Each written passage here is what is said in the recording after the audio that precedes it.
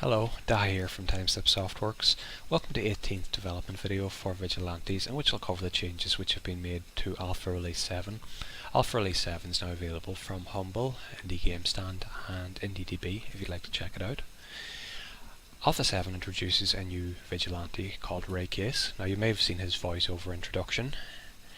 He's a classic private eye, the sort of character you might encounter in a Raymond Chandler or a Dashiell Hammett novel. So he's sort of a tip of the fedora to those type of characters.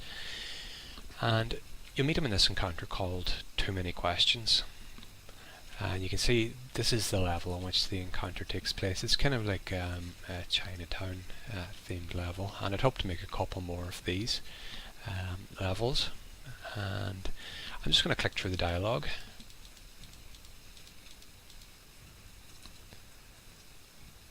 And I will try tactically repositioning.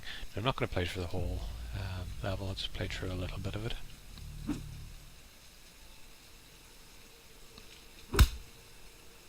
And Case is kind of primarily a brawler, as you can maybe guess from a private eye. He's likely to, in that line of work, you're kind of likely to run into, get into a couple of scrapes. And what you just saw there, the text just appearing above the character, that's his unique perk. Now I've mentioned in previous videos that each vigilante will have a perk which only they can acquire, and this one called Eye for Weakness is basically a perk which allows Case to spot a weakness in an adjacent character, maybe something like some part of the body which has been injured, maybe their knee is bad, or something like, the wrist is damaged, or just something that the character can exploit to do more damage to this character. So currently it's set to give a 30% bonus if he manages to pick up a weakness, and he has managed to pick up a weakness in this character here, the Mafia Enforcer. So I'm just going to attack him.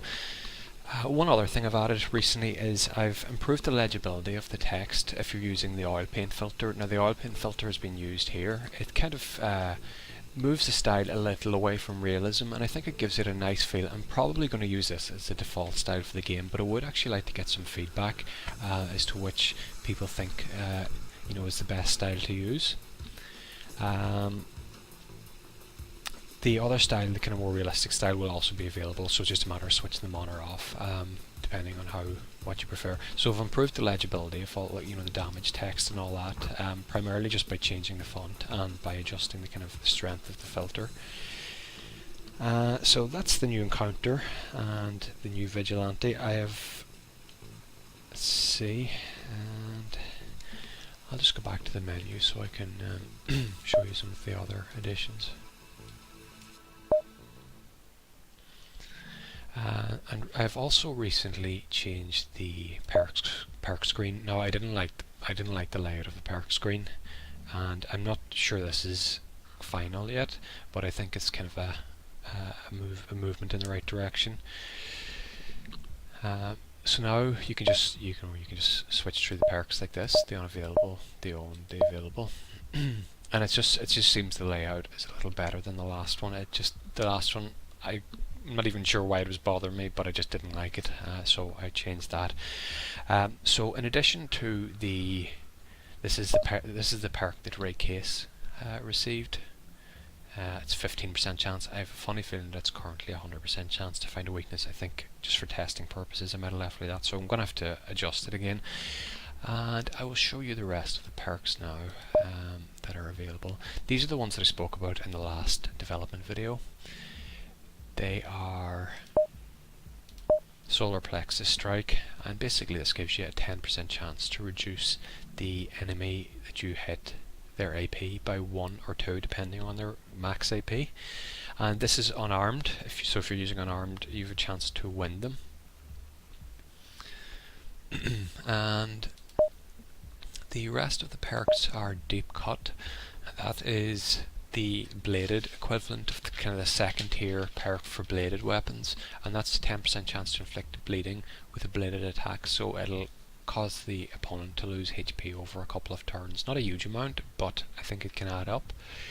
The last one is Concussive Blow, which it basically gives you a 10% chance to inflict concussion. So that actually reduces the enemy's chance to hit on you, and it also makes them slightly easier to hit. And currently there are no these status effects, there are no icons for them yet, but I will add the icons in the next update, so it'll make it a little clear, you know, what character is affected by what. And I have also added voiceover for the 3 Vigilantes you will encounter: Elena Fury, Emilia De Soto and Ray Case. So after you encounter them now, you'll be brought to kind of like a cutscene where you can see the character, and you'll get a voiceover for each one of them.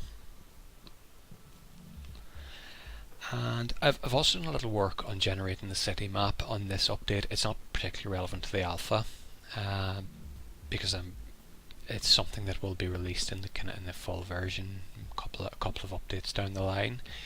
But I've started working on that now. I can't really show you it because it's just effectively programmer art at the moment, and it looks pretty bad. But